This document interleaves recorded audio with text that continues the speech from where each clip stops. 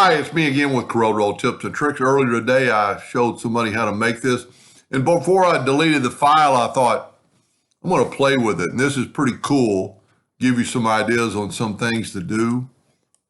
I'm going to nudge that out of the way. So here's our original item. So I'm going to take the Smart Fill tool and fill that in with blue and nudge it down. Fill this in with blue, nudge it down. Whoop. So just the inside circle, don't do that right there.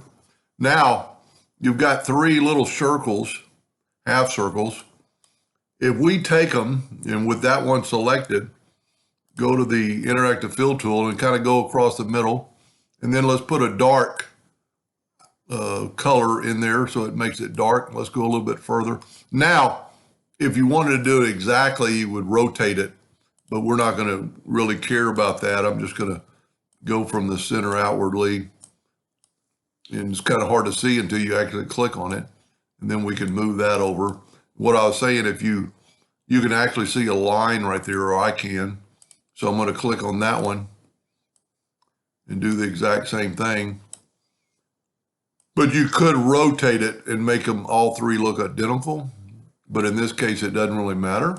Now, to make it kind of stand out, we're going to grab the center object, and we're going to go to interactive fill tool and just swipe across, and then pick elliptical up here, and then put that in the center or close to the center. And then you could play around with that until you get tired of playing around with it. But it really makes it kind of stand out, especially like that. And you could make it a little transparent. That doesn't really make it look any better. You could add more color to give the darkness that away, and then when you expand it out, the light not so bright in the center. Anyway, I hope that gave you some ideas, and thank you for watching.